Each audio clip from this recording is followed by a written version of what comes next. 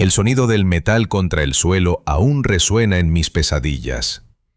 Ese pequeño clic, cuando mi reloj se rompió, fue el sonido de mi dignidad siendo pisoteada frente a cientos de extraños. Pero lo que nadie en ese aeropuerto sabía era que mi hijo, el hombre que me había dado ese reloj 20 años atrás, ahora tenía el poder suficiente para cambiar no solo mi situación, sino la forma en que los aeropuertos de todo el mundo tratan a los veteranos. Permíteme contarte cómo un momento de humillación se convirtió en una lección que cambió vidas para siempre. Mi nombre es Alejandro Robles, tengo 77 años, y esa mañana del martes 15 de octubre me levanté con la emoción de un niño en Navidad. Después de 8 meses sin ver a mi hijo Sebastián, sus hijos y mi nuera Elena, finalmente iba a reunirme con ellos en Madrid para celebrar el 18º cumpleaños de mi nieto mayor. La casa se sentía extrañamente silenciosa mientras preparaba mi pequeña maleta. María, mi esposa, había muerto hace 3 años, y desde entonces estos viajes familiares se habían convertido en los únicos momentos que realmente esperaba. El resto del tiempo, mi rutina consistía en café solitario por las mañanas, caminatas al parque para alimentar a las palomas y largas noches viendo televisión sin realmente prestar atención. Pero ese día era diferente. Sebastián había insistido en que me quedara 2 semanas completas. Papá, me había dicho por teléfono con esa voz autoritaria que había desarrollado con los años. Los niños apenas te conocen. Necesitan tiempo con su abuelo. Mientras doblaba cuidadosamente mis camisas, mi mirada se posó sobre el objeto más valioso que poseía, mi reloj conmemorativo. No era elegante ni costoso según los estándares modernos, pero para mí representaba más que cualquier joya. Era un Omega Seamaster plateado, con una inscripción grabada en la parte posterior que decía Operación Cóndor Azul, 15 de marzo de 1975. Por valor excepcional bajo fuego enemigo. Coronel Martínez. Recordaba vívidamente el día que recibí ese reloj. Era el 20 de marzo de 1975, 5 días después de la operación que definiría el resto de mi vida militar. Yo tenía 25 años, era teniente en las Fuerzas Aéreas y piloteaba un helicóptero de rescate. La Operación Cóndor Azul había comenzado como una misión de rutina, evacuar a un equipo médico que había quedado aislado en territorio enemigo después de que su helicóptero fuera derribado. Pero cuando llegamos al punto de recogida, encontramos mucho más que los 5 médicos que esperábamos rescatar. Había 23 civiles, mujeres, niños, ancianos que habían huido de sus pueblos durante los combates y habían buscado refugio con el equipo médico. El problema era que mi helicóptero solo tenía capacidad para 15 personas, incluida mi tripulación. Teniente Robles, me había dicho por radio el coronel Martínez, las órdenes son claras. Rescate al personal médico y regrese inmediatamente. El enemigo se acerca a su posición. Miré los rostros de esas familias aterrorizadas. Había una mujer joven, tal vez de mi edad, cargando un bebé que no podía tener más de 6 meses. Un anciano con una herida en la pierna se apoyaba en su esposa. 3 niños pequeños se aferraban a las faldas de su madre. «Sargento Mendoza», le dije a mi copiloto, «necesitamos hacer 2 viajes». «Señor, las órdenes...». «Yo me hago responsable de las órdenes». Durante las siguientes 4 horas, hice 3 viajes en total. En el último vuelo, con el combustible casi agotado y el fuego enemigo intensificándose, logré evacuar a los últimos civiles. Una bala atravesó el parabrisas a centímetros de mi cabeza y otra dañó el rotor de cola, pero logramos llegar a la base.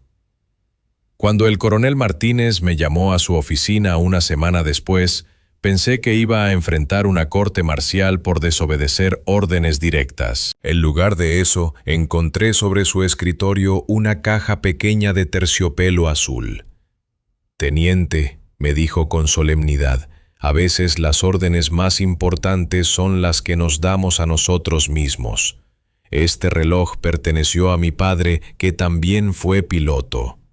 Él me enseñó que el valor no se mide por la ausencia de miedo, sino por hacer lo correcto a pesar del miedo. Abrí la caja y vi el reloj por primera vez. Era hermoso, pero lo que me impactó fue la inscripción que él había mandado grabar. Las 23 personas que usted salvó esa noche, continuó el coronel, incluyen 5 niños que ahora tendrán la oportunidad de crecer, casarse, tener sus propios hijos. El valor de sus acciones se multiplicará por generaciones. Ese reloj se convirtió en mi compañero durante los siguientes 30 años de servicio militar. Estuvo conmigo en 17 misiones de combate, en 3 despliegues internacionales y en el día que finalmente me retiré con el rango de coronel. Cuando Sebastián siguió mis pasos y se unió a las fuerzas aéreas, fue lo primero que le mostré. Este reloj, le había dicho cuando tenía 18 años, representa algo más que el tiempo. Representa la responsabilidad que tenemos hacia otros seres humanos. Sebastián había escuchado la historia de la Operación Cóndor Azul cientos de veces, pero nunca parecía cansarse de ella.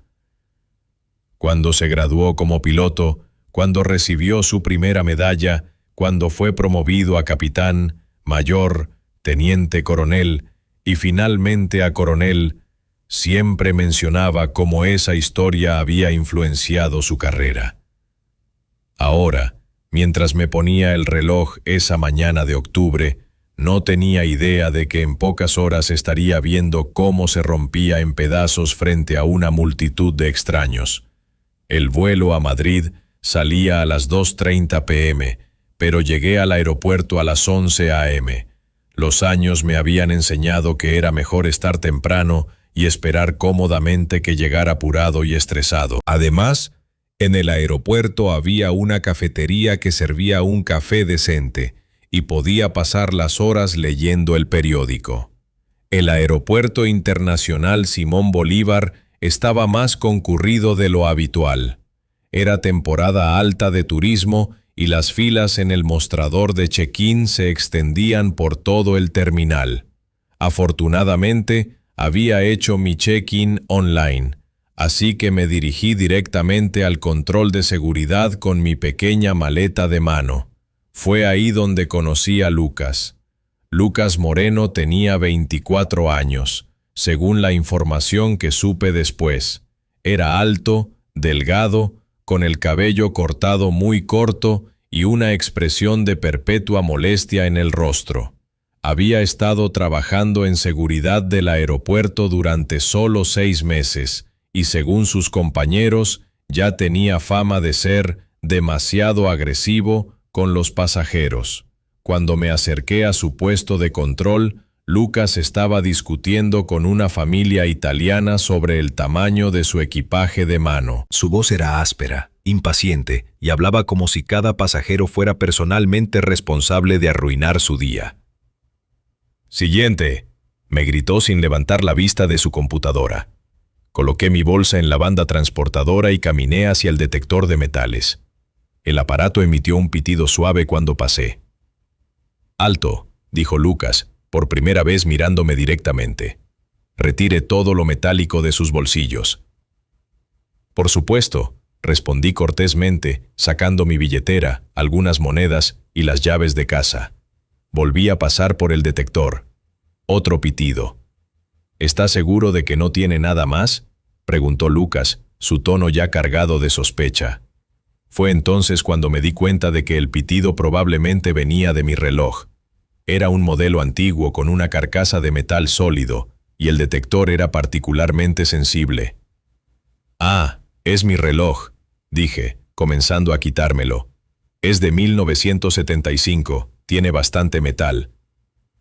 Pero cuando Lucas vio el reloj, su expresión cambió completamente. ¿Un Omega?, dijo con una sonrisa burlona. ¿En serio? Sí, es un regalo de mi coronel. Es conmemorativo. Señor, me interrumpió Lucas, tomando el reloj de mis manos sin pedir permiso. Este reloj vale como $10,000. ¿Cómo un anciano como usted tiene algo así? La pregunta me tomó completamente desprevenido. Es un regalo de servicio militar. Tengo la documentación si... ¿Documentación? Lucas se rió, y varios pasajeros comenzaron a mirar en nuestra dirección. Señor, esto parece robado. ¿O falso? Sentí como si me hubieran golpeado en el estómago. En mis 77 años de vida, nadie nunca había cuestionado mi honestidad de manera tan directa y pública. Joven, le dije, tratando de mantener la calma, ese reloj me fue entregado por servicios distinguidos en las Fuerzas Aéreas. Si me permite explicarle. Sí, dijo Lucas con desdén, examinando el reloj bajo la luz. Todos los viejos tienen historias de guerra. ¿Sabe cuántas veces al día escucho historias como esa? Ahora había una pequeña multitud observando la escena. Algunos pasajeros habían sacado sus teléfonos y estaban grabando. Podía escuchar murmullos en varios idiomas: español, inglés, italiano. «Mira, abuelo», continuó Lucas, usando un término que sabía que era condescendiente. «Voy a necesitar que me explique cómo consiguió este reloj, porque francamente no creo que sea suyo». En ese momento, algo se rompió dentro de mí. No era solo la acusación de robo, sino la forma en que me estaba tratando, como si fuera un criminal, como si mis años de servicio no significaran nada, como si mi edad automáticamente me convirtiera en sospechoso. «Escúcheme bien, joven», le dije, mi voz temblando ligeramente. «He servido a mi país durante 30 años. He arriesgado mi vida por personas como usted. Ese reloj representa el día que salvé 23 vidas civiles bajo fuego enemigo». Lucas se rió más fuerte. «¿23 vidas? ¿En serio? ¿Y yo supongo que también derrotó a 100 enemigos con sus propias manos?» Fue entonces cuando intenté recuperar mi reloj de sus manos. «Devuélvamelo, por favor. Es muy importante para mí». Pero Lucas alzó el reloj por encima de su cabeza, como si fuera un trofeo. «No. Primero vamos a verificar si esto es robado». «Es mío», grité, mi compostura finalmente quebrándose. Llevó grabados los nombres de mis compañeros caídos. En mi desesperación por recuperar el reloj, di un paso hacia Lucas. Él retrocedió bruscamente, y en el movimiento, el reloj se le resbaló de las manos. El sonido cuando golpeó el suelo de mármol fue como un disparo. El cristal se hizo pedazos. La manecilla de los minutos se desprendió. El mecanismo interno, que había funcionado perfectamente durante 48 años, se desparramó por el suelo en diminutas piezas de metal. Por un momento, el área completa de seguridad se quedó en silencio absoluto. Me arrodillé inmediatamente, tratando de recoger las piezas con manos temblorosas. Las lágrimas que había estado conteniendo durante toda la confrontación finalmente comenzaron a caer.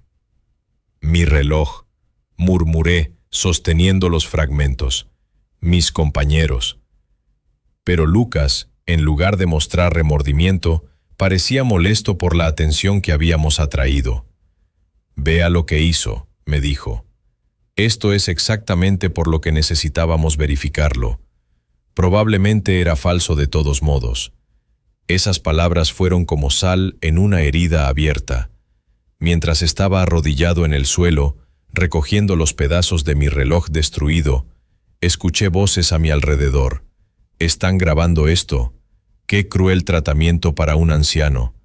Alguien debería reportar esto». ¿Vieron cómo lo trató? Una mujer mayor se acercó y se arrodilló junto a mí. «Señor», me dijo suavemente, «¿puedo ayudarle?» Era una española, tal vez de 60 años, con ojos bondadosos. «Soy Carmen Vega. Vi todo lo que pasó». «Ese joven fue muy cruel con usted». «Era el reloj de mi coronel», le dije con voz quebrada. «Me lo dio por salvar vidas en 1975. Carmen me ayudó a ponerme de pie. Señor, mi esposo era militar también. Sé lo que estos objetos significan para ustedes». En ese momento, otro guardia de seguridad se acercó. Era mayor que Lucas, tal vez de 40 años, con una expresión más seria y profesional. «¿Qué está pasando aquí, Moreno?», le preguntó a Lucas. «Nada, jefe, solo un anciano con un reloj sospechoso que se cayó».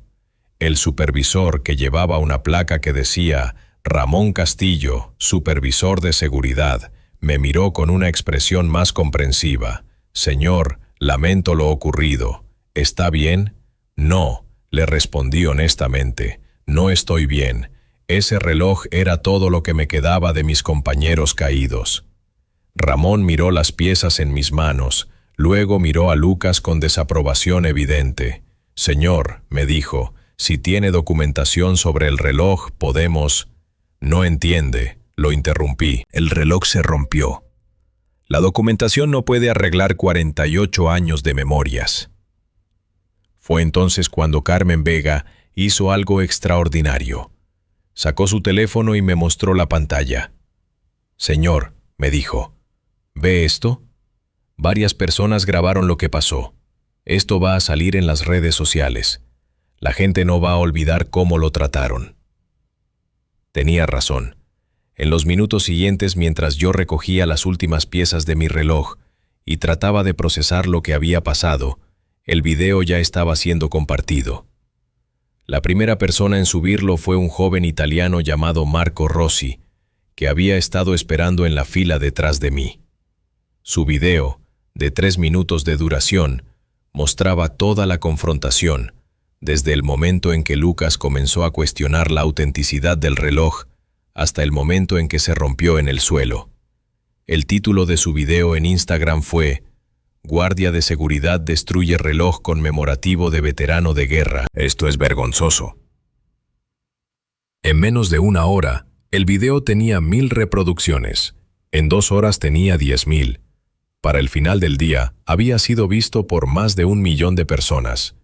Pero yo no sabía nada de esto mientras me sentaba en la sala de espera, sosteniendo una bolsa de plástico con los restos de mi reloj, esperando mi vuelo a Madrid.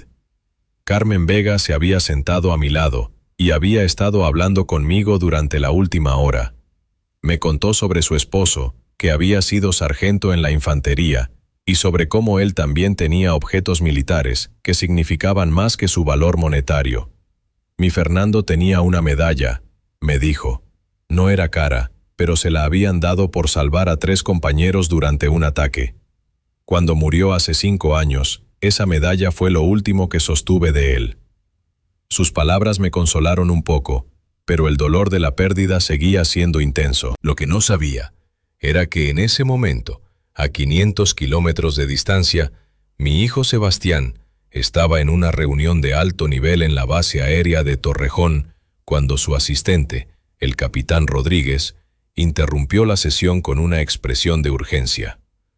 «Coronel Robles», le dijo, «necesita ver esto inmediatamente». Sebastián había llegado muy lejos en su carrera militar.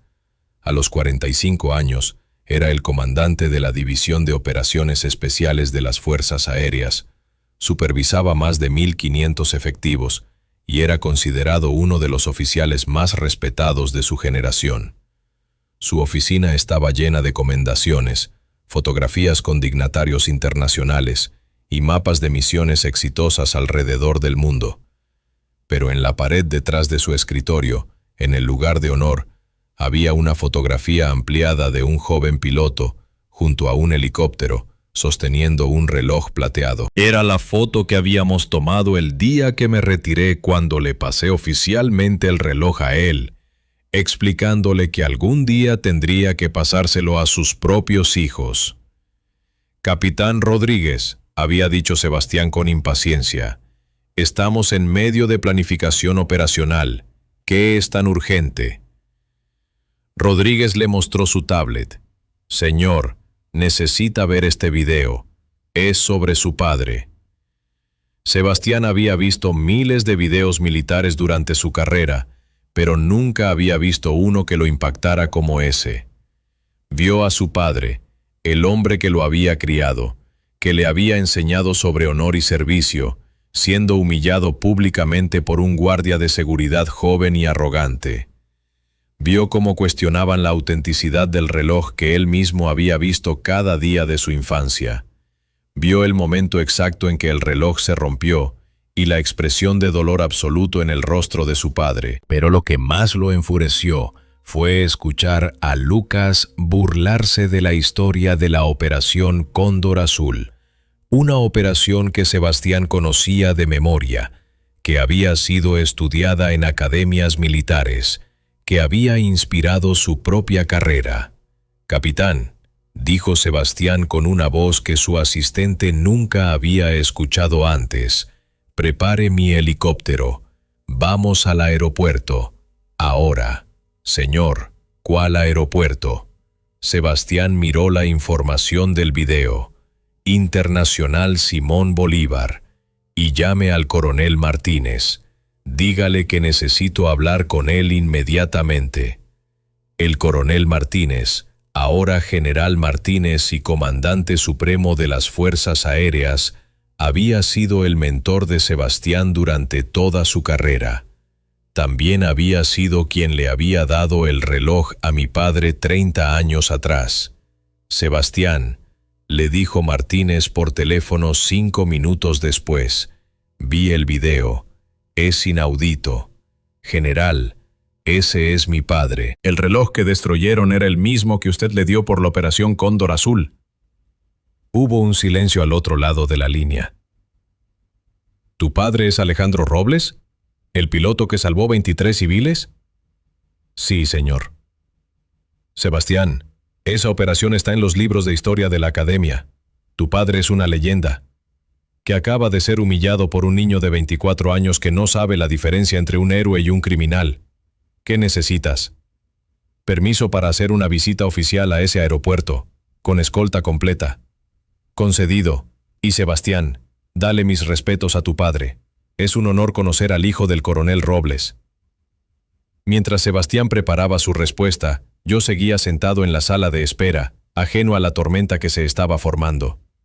Carmen había tenido que tomar su vuelo, pero antes de irse me había dado su número de teléfono. «Señor Alejandro», me había dicho, «manténgame informado sobre lo que pasa. Y si necesita testificar sobre lo que vi, estaré disponible». Eran las 6 p.m. cuando finalmente abordé mi vuelo a Madrid. El reloj roto estaba en mi equipaje de mano, envuelto cuidadosamente en una camisa. Durante el vuelo de 2 horas, no pude dejar de pensar en la llamada que tendría que hacer a Sebastián. ¿Cómo le iba a explicar que el reloj que él planeaba heredar ahora era un montón de piezas rotas? ¿Cómo le iba a contar que había sido tratado como un criminal por llevar el símbolo de honor más importante de nuestra familia? Lo que no sabía era que Sebastián ya sabía todo. Cuando aterricé en Madrid, tenía 17 llamadas perdidas de mi hijo y 32 mensajes de texto. El último mensaje decía: «Papá, no enciendas las noticias, solo ven directo a casa, tenemos que hablar». Sebastián me estaba esperando en el aeropuerto, y cuando me vio, pude ver inmediatamente que algo había cambiado. Tenía esa expresión que reconocía de cuando era niño y alguien había hecho algo para lastimarlo, una mezcla de furia contenida y determinación absoluta. «Papá», me dijo, abrazándome más fuerte de lo habitual, «vi el video». «¿Qué video?» «Todo el mundo vio el video, papá. Todo el mundo». Durante el viaje a su casa, Sebastián me mostró su tablet. El video original de Marco Rossi ahora tenía más de 5 millones de reproducciones. Había sido compartido por cuentas de noticias, por organizaciones de veteranos, por celebridades. Los comentarios se contaban por decenas de miles. «Esto es vergonzoso. ¿Cómo se atreven a tratar así a un veterano? Mi abuelo también fue militar. Esto me rompe el corazón. Necesitamos encontrar a este señor y pedirle disculpas. ¿Alguien sabe quién es? Quiero enviarle una donación para un reloj nuevo». Pero había otros comentarios también. Probablemente el reloj era falso de todos modos. Los viejos siempre exageran sus historias de guerra. El guardia solo estaba haciendo su trabajo. Sebastián, le dije después de leer varios comentarios, no quiero que esto se convierta en algo más grande de lo que es. Fue solo un malentendido. Mi hijo me miró con una expresión que nunca había visto antes. Papá, ¿sabes quién soy ahora? ¿Sabes qué posición tengo? Sé que eres coronel. Soy el comandante de operaciones especiales de las Fuerzas Aéreas. Superviso todas las misiones de rescate del país. La operación que te hizo famoso, la Operación Cóndor Azul, ahora es parte del currículum obligatorio en la Academia Militar. Hizo una pausa, buscando las palabras correctas. Todos los pilotos jóvenes estudian lo que hiciste ese día. Tú eres la razón por la que muchos de ellos se unieron a las Fuerzas Aéreas. Y hoy, un niño ignorante con un complejo de poder te trató como si fueras un criminal. Sebastián, no quiero que uses tu posición para... Papá, me interrumpió. Mañana vamos a regresar a ese aeropuerto, juntos, y ese joven va a aprender exactamente quién es el hombre al que humilló. Esa noche, cenando en casa de Sebastián, conocí a mi nieto mayor, Carlos, que ahora tenía 18 años y estaba a punto de ingresar a la Academia Militar. Abuelo, me dijo durante la cena, vi el video también. Mis amigos en la universidad no pueden creer cómo te trataron. Elena, mi nuera, había preparado mi comida favorita, pero apenas pude comer. El evento del día había sido demasiado emocional, y la perspectiva de regresar al aeropuerto me llenaba de ansiedad. ¿Realmente necesitamos volver?, le pregunté a Sebastián después de la cena.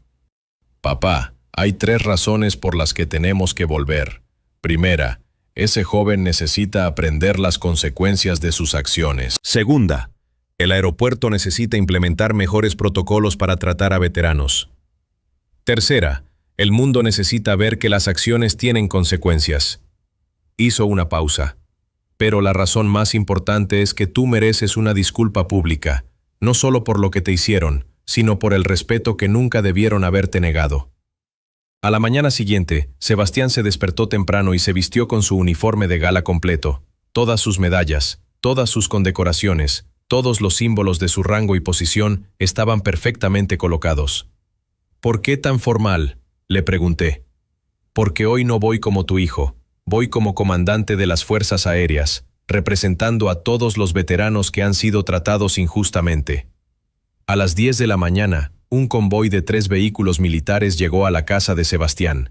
El primero era un sedán negro oficial, el segundo era un jeep militar con 4 oficiales de alto rango. El tercero era una camioneta con equipo de comunicaciones y 2 periodistas militares. Sebastián, le dije, esto parece excesivo. Papá, cuando humillan a un veterano en público, la respuesta también tiene que ser pública. Durante el viaje de regreso al aeropuerto, Sebastián me explicó lo que había pasado en las últimas 24 horas. El video había sido visto por más de 10 millones de personas. Organizaciones de veteranos de todo el mundo habían empezado a compartir la historia. El gobierno había emitido una declaración condenando el trato hacia los veteranos. 3 aeropuertos internacionales habían anunciado nuevos protocolos de entrenamiento para su personal de seguridad. ¿Y Lucas?, pregunté. Lucas Moreno ha recibido más de 50,000 comentarios negativos en sus redes sociales. Ha tenido que cerrar todas sus cuentas. La administración del aeropuerto está bajo presión enorme para despedirlo. No quiero que pierda su trabajo. Papá, ese joven tomó una decisión consciente de humillarte públicamente. Las decisiones tienen consecuencias. Cuando llegamos al Aeropuerto Internacional Simón Bolívar a las 11:30 am, la escena era completamente diferente a la del día anterior. Había reporteros de 3 canales de televisión esperando en la entrada. Había representantes de organizaciones de veteranos con pancartas de apoyo. Había pasajeros que habían visto el video y habían venido específicamente para mostrar su solidaridad. Pero lo más impresionante era la recepción oficial. El director general del aeropuerto, Roberto Mendoza, estaba esperando en la entrada principal junto con todo su equipo administrativo. Ramón Castillo, el supervisor de seguridad que había sido amable conmigo el día anterior, estaba ahí también. Y en el centro del grupo, con una expresión de terror absoluto en su rostro, estaba Lucas. «Coronel Robles», dijo el director Mendoza extendiéndome la mano. «En nombre de toda la administración del aeropuerto, le ofrezco nuestras más sinceras disculpas por el trato inaceptable que recibió ayer». La prensa comenzó a tomar fotos inmediatamente. «Señor Mendoza», respondí, «agradezco sus disculpas, pero la persona que realmente necesita disculparse está ahí», señalé hacia Lucas. Lucas se veía como si hubiera envejecido 10 años en 24 horas. Tenía ojeras profundas, el uniforme arrugado y las manos le temblaban visiblemente. Sebastián se acercó a él con autoridad militar completa. «¿Usted es Lucas Moreno?», le preguntó con voz oficial.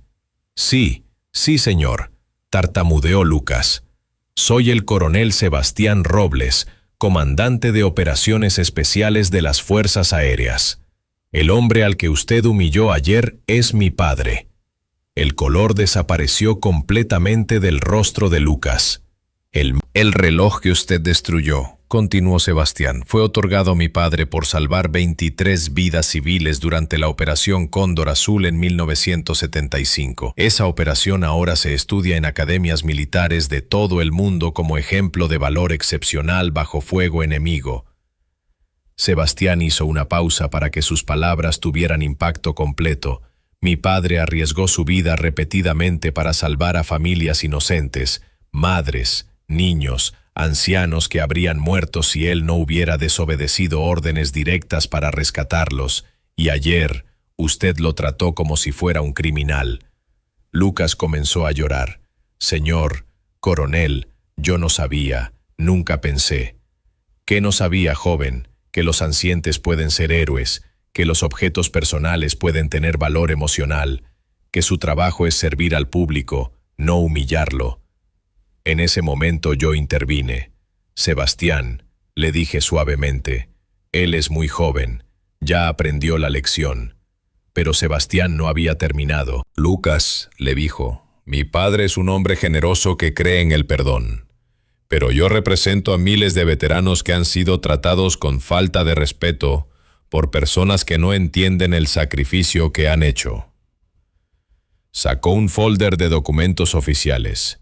«Estos son los registros militares de mi padre. 30 años de servicio distinguido, 17 misiones de combate, 5 medallas al valor, cientos de vidas salvadas». Le entregó los documentos a Lucas. «Quiero que lea estos documentos, todos, y quiero que entienda exactamente a quién trató con desprecio ayer». Lucas tomó los documentos con manos temblorosas. «Pero más importante», continuó Sebastián, «quiero que aprenda de este error.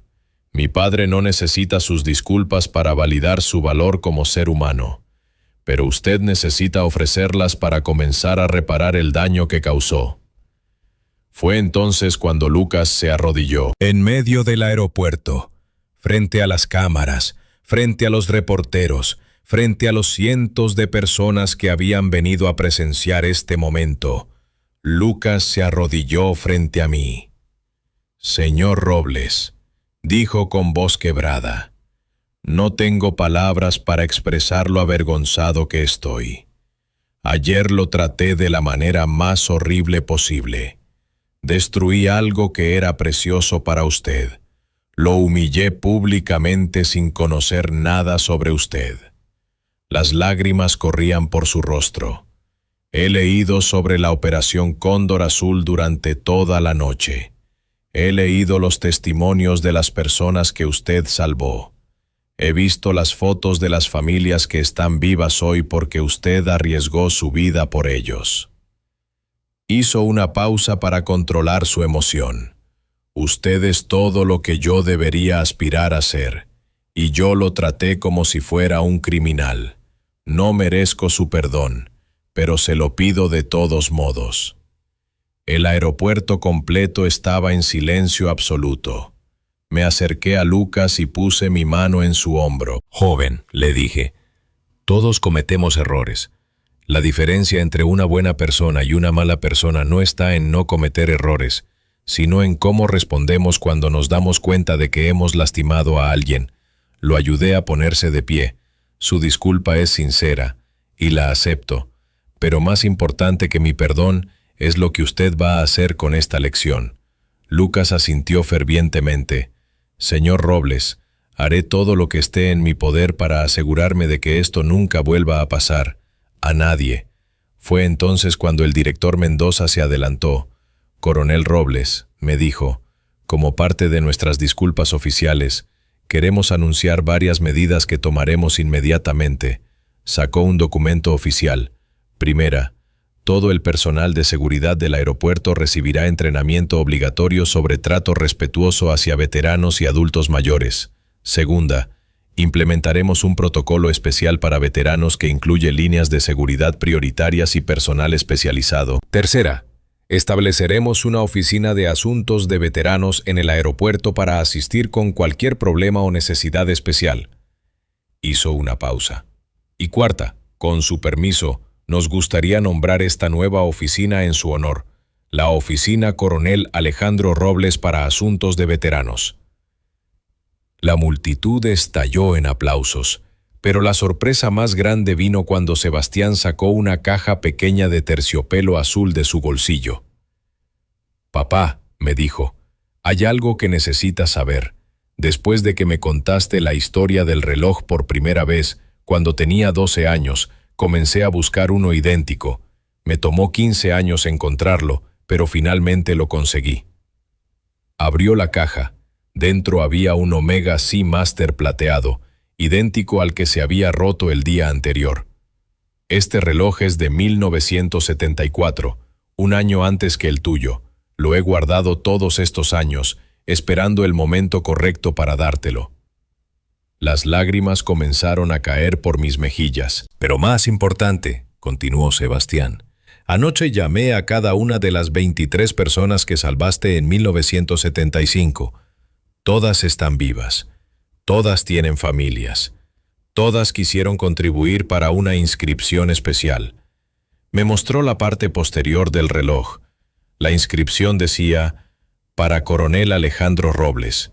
Las 23 vidas que salvaste se convirtieron en 127 descendientes. Tu valor resuena a través de las generaciones. Con amor eterno. Las familias Méndez, Silva, Rodríguez, García. No pude seguir leyendo por las lágrimas. Sebastián me puso el reloj en la muñeca con la misma solemnidad con que el coronel Martínez me había dado el original 48 años atrás. Este reloj, me dijo, representa no solo lo que hiciste en el pasado, sino el impacto que sigues teniendo hoy. Cada persona en este aeropuerto que vio lo que pasó ayer, cada persona que vio el video, cada joven como Lucas que aprenderá de tu ejemplo, todos son parte de tu legado continuo.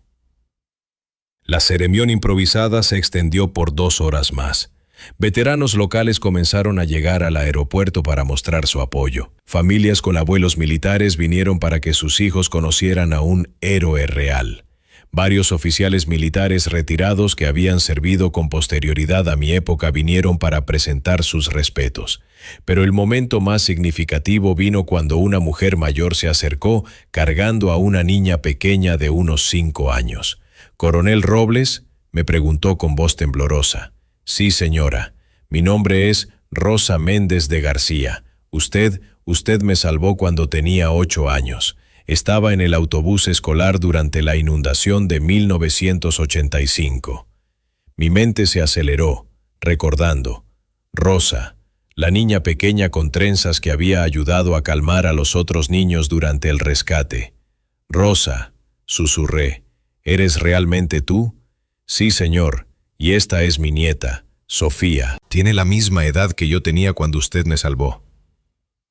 Rosa se agachó junto a la niña. Sofía, le dijo, este es el señor que le dio a la abuela la oportunidad de vivir, de tener a tu mamá y de conocerte a ti. La pequeña Sofía me miró con esos ojos grandes y curiosos que tienen los niños de 5 años. ¿Usted es un superhéroe?, me preguntó. Rosa se rió, con lágrimas en los ojos. No, mi amor, es algo mejor. Es una buena persona que ayuda a otros. Durante las siguientes 2 semanas en Madrid, la historia continuó desarrollándose. Lucas había solicitado voluntariamente asistir a sesiones de sensibilidad y había comenzado a trabajar como voluntario en un hogar de veteranos durante sus días libres.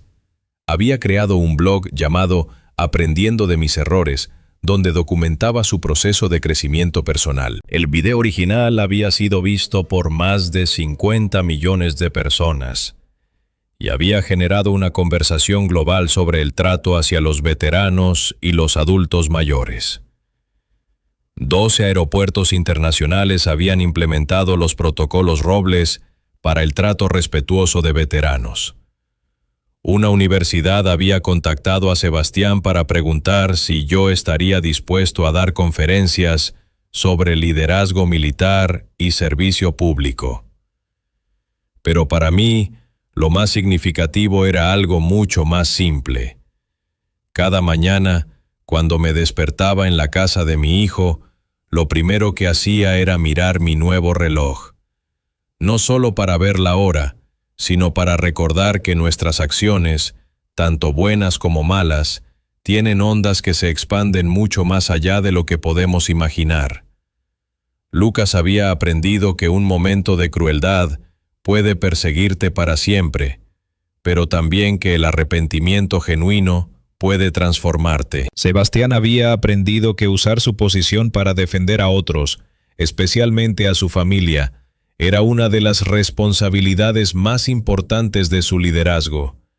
Y yo había aprendido que nunca es demasiado tarde para que tu historia inspire a otros, para que tus errores se conviertan en lecciones y para que el perdón se convierta en una fuerza transformadora. El último día de mi visita, Sebastián y yo fuimos juntos a visitar la tumba de María. Tu madre habría estado orgullosa de ti, le dije mientras ponía flores frescas sobre su tumba. Papá, me respondió, creo que ella habría estado más orgullosa de ti por perdonar a Lucas. Esa fue la lección más poderosa de toda esta experiencia. Mientras volaba de regreso a casa una semana después, reflexioné sobre todo lo que había pasado.